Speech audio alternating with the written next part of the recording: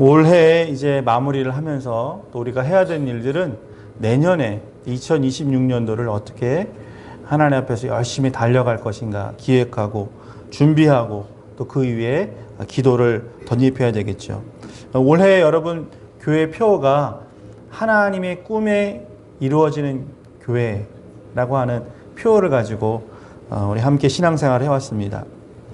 아시는 것처럼 2년 전부터 우리 해외 선교사 후원하고 지원하는 사역들을 지금까지 하고 있습니다. 그래서 매달 첫째 주는 선교주일로 지키고 있죠. 그래서 여러분이 자발적으로 선교헌금을 모아주시고 계십니다.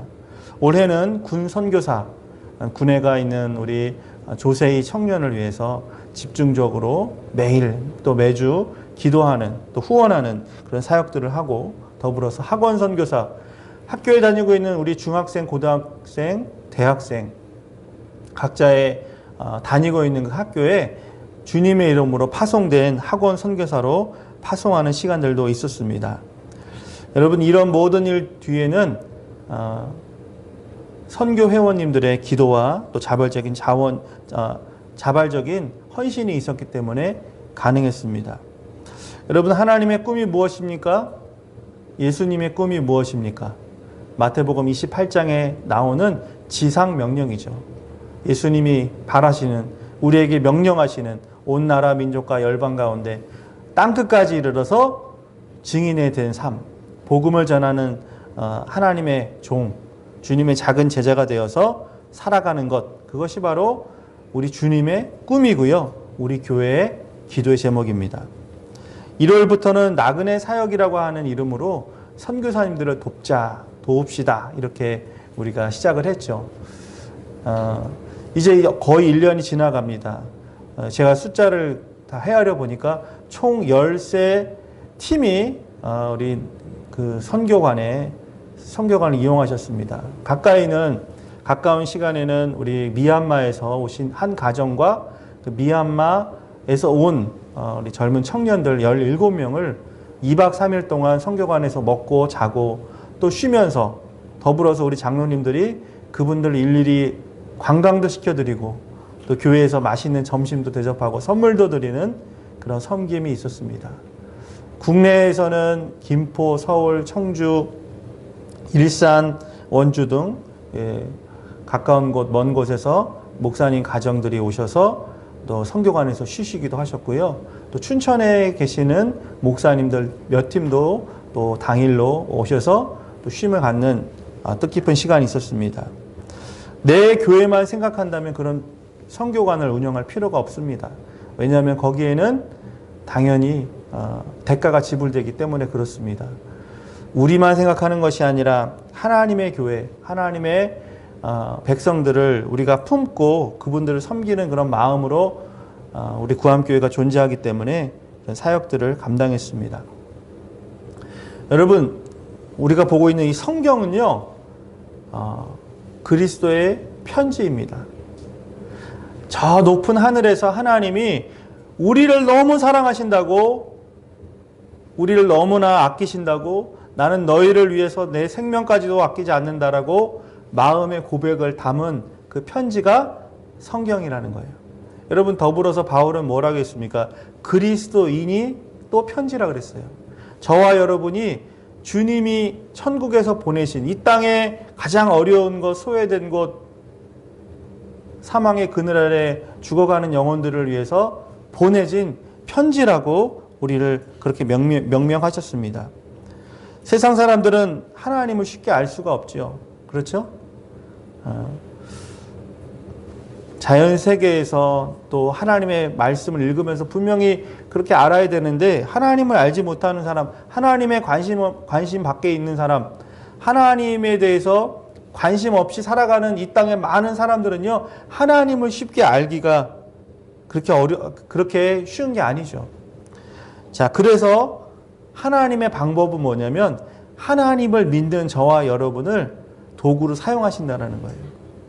우리는 하나님의 거룩한 도구입니다. 하나님이 보내주신 거룩한 편지입니다. 그 목적대로 살아갈 때 하나님은 우리에게 우리에게 기쁨을 주시고요. 우리 인생이 복된 인생이 되게 하신다라는 것입니다. 여러분 오늘 함께 본문을 읽었던 이사야 말씀은 하나님은 언제나 자기 백성들, 자기 백성은 누굽니까? 여기서 이스라엘 백성이죠. 하나님은 이스라엘 백성만을 위한 하나님이 아니라 이스라엘 백성 아닌 하나님 알지 못하는 많은 사람들의 하나님이시다라는 것을 오늘 이사야서는 말하고 있는 거예요. 특별히 함께 읽었던 49장은 뭡니까? 이스라엘의 회복을 뛰어넘어서 이스라엘이 포로로 잡혀가고 멸망하고 다시 회복되는, 다시 주권을 되찾는 그 정도 수준의 하나님의 은혜와 축복이 아니라 이 일을 너머에 이방의 빛으로 이스라엘 백성들을 삼겠다라고 하는 선교적인 비전을 하나님이 오늘 49장에 선포하고 있습니다. 여러분, 하나님은요, 교회에 다니는 사람들만을 위한 하나님이 아니셔요. 이 교회 바깥의 사람들, 우리가 생각했을 때, 아유, 예수 안 믿으면 안 되는데, 아유, 구원 못 받는데, 천국 못 가는데, 그렇게 생각되어지는 그 사람들을 위해서도 하나님은 오늘도 여전히 그 은혜의 빛을 비추고 계십니다. 여러분, 우리 구약의 역사를 아시는 것처럼 북이스라엘이 멸망하잖아요. 남유다가 멸망하잖아요. 여러분, 그 이유가 뭡니까? 왜 나라가, 하나님의 택함 받은 나라가 멸망했을까요? 하나님의 것이잖아요. 하나님이 만드셨고 지금까지 지키시고 정말 그들이 율법을 받은 자들이고 하나님을 예배하는 선민인데 왜 망했을까요? 이건 아이러니하지 않습니까? 성경은 분명히 얘기하고 있습니다.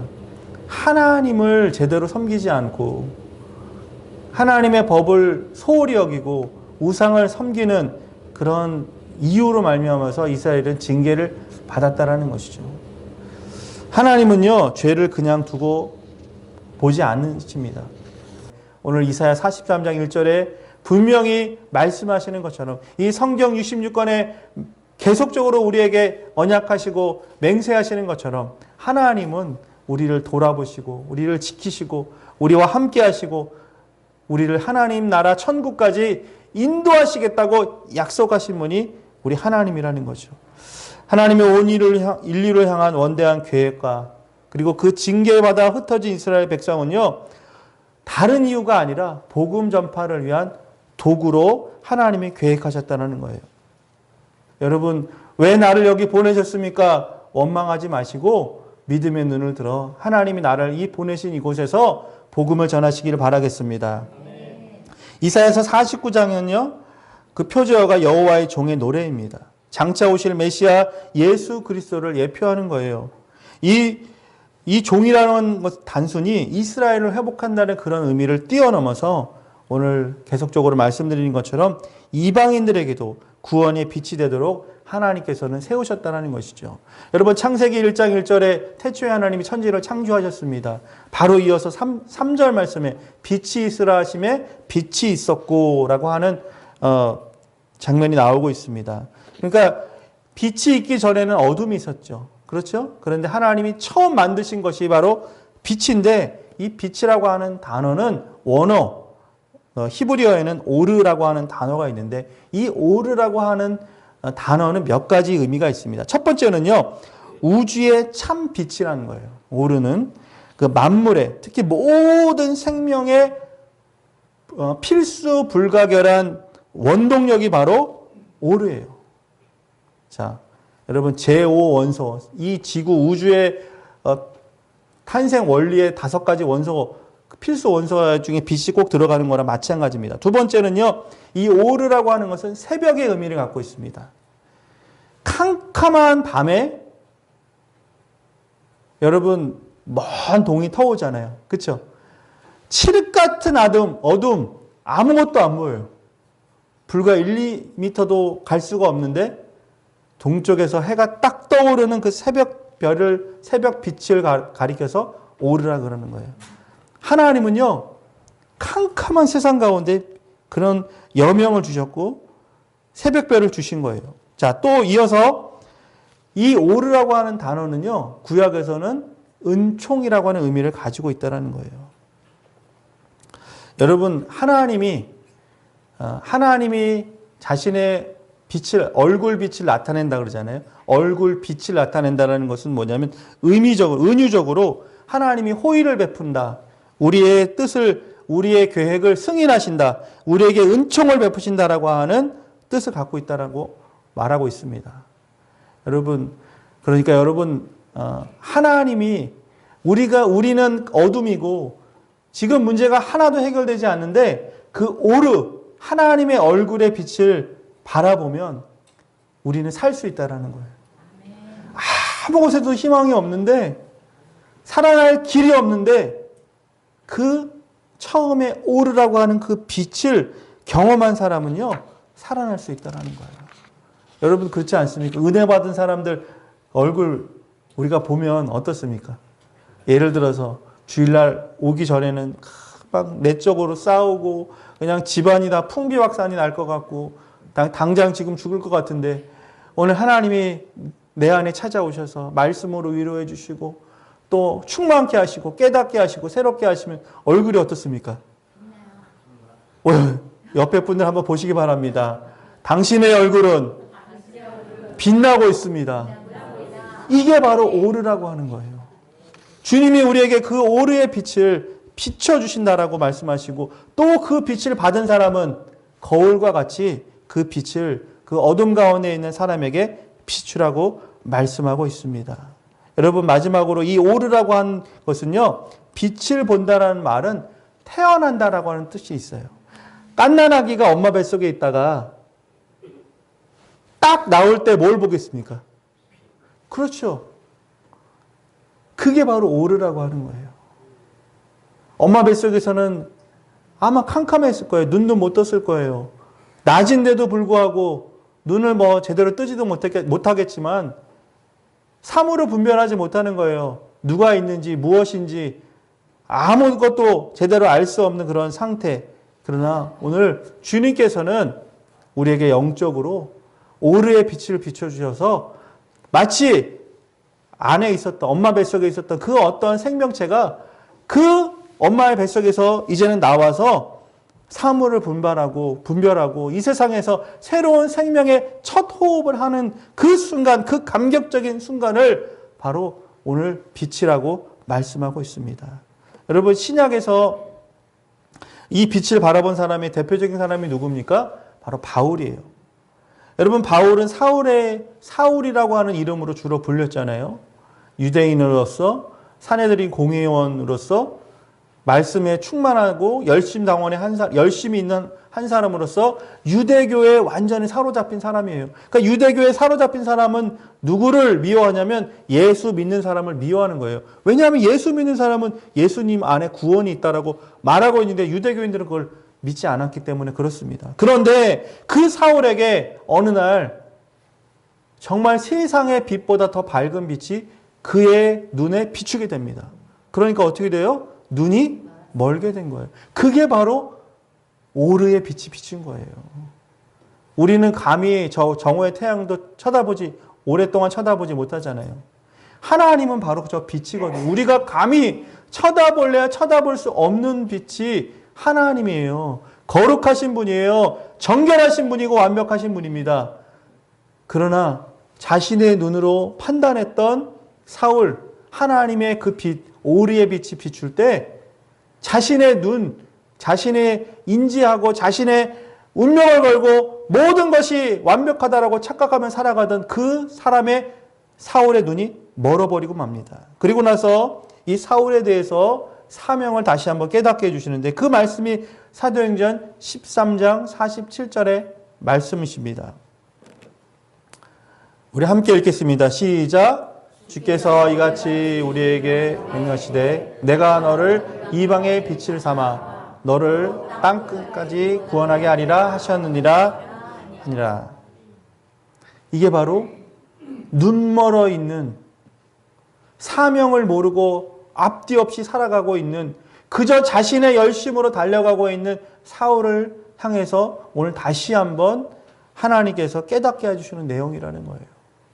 여러분 우리도 마찬가지 아닙니까? 우리도 지금 달려가고 있어요. 열심히 살아갑니다. 누구보다도 정말 새벽 이른 시간부터 일어나서 저녁 늦은 시간까지 얼마나 동분서주하며 살아갑니까? 나를 위해서, 가정을 위해서, 더 나아가서는 정말 명분이 있고 또 어떤 목적을 향해서 열심히 살아갑니다. 그러나 어느 날 하나님께서 내 가는 길을 멈추십니다.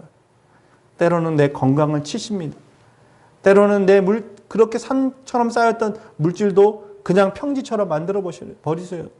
내가 사랑했던 좋아했던 그 사람들의 관계를 끊어버리세요. 그리고 말씀하십니다. 너는 너의 길을 가지 말고 빛을 전하는, 그 어둠 가운데 있는 수많은 사람들을 구원하는 이방의 빛으로 내가 너를 삼았는데 왜 너는 너의 빛을 위해서, 너 자신을 위해서만 살아가느냐라고 말씀하시고 깨닫게 하시며 다시 요나처럼 사명을 주신다라는 거죠. 여러분, 우리도 혼자만 예수님 아는 것이 아니라 아직도 예수님 없이 살아가는 많은 이들에게 복음을 전하는 사명이 있다는 것을 깨달으시기 바랍니다. 우리 오늘 본문 말씀의 제목처럼 이방의 빛으로 땅끝까지 나아가시기를 바라겠습니다. 나의 땅끝이 어딥니까? 여러분, 바울은 어땠어요? 1차, 2차, 3차 전도여행, 로마의 투어. 그곳에서 결국에는 로마에 가서 참수를 당하는, 순교를 당하지 않습니까? 그런데요, 하나님이 원하셨고 바울도 원했던 자신의 땅끝까지 가지는 못했어요. 왜냐하면 그 당시의 끝은 지금으로 말하면 저 서바나 스페인, 포르투갈이 땅끝, 유럽의 끝이었기 때문에 거기까지 가기를 원했지만 거기에 못 미쳐서 로마에서 그 여정이 끝나고 말았습니다. 여러분, 그러면 하나님의 계획과 방법은 끝난 겁니까? 아니요. 여러분, 그 당시에 로마는 세계의 중심이었어요. 로마는 모든 길로 통했습니다. 로마의 모든 법은 온 세계로 통했습니다. 로마를 통해 세계 패권이, 복음이 전해지는 가장 그 중심의 핵심이 바로 로마였고, 그 로마에서 자신이 마지막을 맞이함으로 말미암아서 지금 온 세상에 복음이 전해지는 다리의 역할이 되었다라는 것입니다. 여러분, 우리 각자도요, 자기의 땅끝을 잘 선정하시고 또 그 땅끝이 어디에 있는지 늘 기억하시면서 기도하시기를 바라겠습니다. 우리 학생들의 땅끝은 어딜까요? 저는 학교라고 생각합니다. 내가 머무는 곳, 내가 땅끝, 내가 밟을 수 있는 곳, 내가 미치는 곳, 그것이 학교 아닙니까? 직장인들은 어떻습니까? 마을에 사시면서 여러분, 우리의 땅끝이 우리가 알지 못하는 외지 땅이 아닙니다. 내가 속해 있는 지금 이곳, 우리가 매일 만나고 있는 그 사람들이 나에게 주어진, 하나님이 보내주신 땅끝이라는 거예요. 저는 지리적인 것만 땅끝이 아니라고 생각합니다. 시간적인 것도 땅끝이라고 생각해요. 여러분, 우리 성경을 읽으면서 하나님이 우리에게 말씀해 주시는 것이 무엇입니까? 하나님의 때가 이르렀다는 거예요. 2000년 전부터 예수님은 때가 가까웠다라고 말씀하신 그 때가 여러분 더디 오는 것이 아니라 도적이 우리 집을 올 때 노크하고 오지 않고 어느 순간 불쑥 찾아와서 정말 무방비 상태에서는 당할 수밖에 없는 것처럼 여러분, 하나님의 때는 이제 급박하게, 하나님의 때는 언제 올지 모르는 그 상황 가운데서 닥칠 수밖에 없기 때문에 날마다 우리는 정말 복음의 긴장감을 가지고 살아가야 된다는 것입니다. 여러분, 땅끝이라는 것은 오늘 우리가 지금 해야 되는 일이라는 거예요. 여러분, 오늘 이 말씀을 들으시면서 선교주의를 보내시면서 또 이 11월을 막 시작하며 연말을 준비하면서 올해가 가기 전에 내가 그 사람은 꼭 전도해야지, 내가 그 사람을 위해서 기도하며 그 사람을 주님께 인도해야지라고 마음속에 떠오르시는 분이 계시면 지체하지 말고 오늘 여러분에게 정말 주어진 기회를 선용하시기를 바라겠습니다. 여러분, 오래전에 예수 안 믿는 어느 분을 소개를 받아서 병원을 갔습니다. 그 분은요, 40대 젊은 남자분이었어요. 열심히 누구보다 살았습니다. 그런데 덜컥 병을 얻고 병원에 가보니까 말기암을 진단받았어요. 언제 죽을지 장담을 못하는 거예요. 정말 하루에 1명, 2명 면회밖에 못 받는 그런 분이었어요. 그러니까 그분의 여동생이 교인이었기 때문에 저한테 부탁을 해가지고 강남 세브란스 병원 중환자실에 가게 됩니다. 그래서 그분을 만났어요. 그분이 살아온 이야기를 들었습니다. 그리고 복음을 전했어요. 목사님, 저는 일평생 교회도 갈 수 없을 만큼 열심히 정말 일벌레처럼만 살았습니다. 그런데 이렇게 죽음을 앞두고 보니까 다 헛된 것입니다. 제가 여기서라도 세례를 받고 싶습니다. 이렇게 결단하신 거예요. 그러면 우리 다음날 내일 그 세례 받을 수 있는 도구들 다 준비해서 올 테니 오늘 밤 잘 주무시고 내일 만납시다. 그날 돌아가고 나서 새벽에 전화가 왔어요. 목사님 큰일 났어요. 우리 오빠가 어제 돌아가셨어요. 새벽에 그 밤을 넘기지 못하고 내일 만나자고 했는데 내일 세례받기로 저랑 약속을 했는데 그 하루를 버티지 못하고 견디지 못하고 하나님께로 갔어요. 여러분, 비록 그분은 세례받지 못했지만 그 전날 돌아가시기 전에 저랑 하나님 앞에 진지하게 회개했던 그 내용들, 그리고 함께 눈물로 기도하며 세례받겠다고 그런 마음으로 살겠다고 했던 그분을 하나님이 저는 받아주셨을 거라고 믿습니다. 그래요. 우리는 내일 만나면 만날 수 있는 사람, 오늘 지금 내가 안 믿어도 내일 믿으면 되는 것이라고 우리는 늘 착각하면서 살아가지만 여러분, 내일은 내 것이 아니라 하나님의 주권이에요. 내일을 자랑하지 마십시오. 내일로 미루지 마십시오. 오늘의 땅끝은 오늘로서, 지금으로서 오늘 이 만남이 내일 만남이 되어질 수 있다는 보장은 아무것도 없다는 거예요. 여러분, 오늘 예수 잘 믿으시기 바랍니다. 오늘 나에게 기회가 있다면, 오늘 이런 말씀이 나에게 주어졌다면 여러분 정말 어린아이와 같이 아멘으로 화답하시기 바라겠습니다. 마태복음 5장 14절 말씀에 예수님은 너희는 세상의 빛이라 라고 말씀하셨습니다. 여러분, 우리는 캄캄한 어둠을 비추는 햇빛이 되어야 돼요. 캄캄한 밤에 비추는 달빛이 되어야 돼요. 그리고 보이지 않는, 보일 듯 말 듯 하지만 사람들에게 길을 안내하는 별빛이 되어야 돼요. 내 작은 빛을 비춰서 어둠 가운데 있는 지체들을 주님께 인도하는 이 11월이 되시기를 축원하겠습니다. 여러분, 저는요 꿈이 없습니다. 큰 꿈이 없어요. 세상적인 성공을 바라지도 않습니다. 그러나 제게 한 꿈이 있습니다. 그 꿈은 뭐냐면요, 저에게 맡겨진 영혼들을 위해서 눈물로 기도하는 것입니다. 하나님이 저에게 허락해 주신 구암교회 성도님들을 위해서 열심히 목회하는 것이 바로 저에게 꿈입니다. 저는 그것이 바로 저에게 하나님이 허락해 주신 놀라운 축복이라고 생각합니다. 세상에 헛된 꿈을 꾸다가 실망하고 넘어지고 좌절하는 그런 사람이 아니라 나에게 맡겨주신, 오늘 나에게 주어진, 내가 손잡아드리고 함께 만나고 함께 웃을 수 있는 그 영혼들을 위해서 저의 전생애를 걸고 제 모든 힘을, 모든 에너지를 다 걸고 살아가는 것, 그것이 바로 저에게 주신 하나님의 꿈입니다. 로마서 10장 12절 13절에 이렇게 말씀하고 있습니다. 유대인이나 헬라인이나 차별이 없습니다. 한 분이신 주께서 모든 사람의 주가 되사 그가 그를 부르는 모든 사람은 부유하시도다. 13절 누구든지 주의 이름을 부르는 자는 구원을 받으리라. 아멘. 여러분, 오늘 로마서 10장 13절 말씀을 마음속에 새기시기를 바라겠습니다. 누구든지 주의 이름을 부르는 자는 구원을 받으리라. 여러분, 너무나 단순하지 않습니까? 예수 믿는다라는 것 복잡한 수학 공식이 아니에요. 대단한 어떤 공로가 있고 무엇인가 내가 공든 탑을 쌓는 게 아니에요.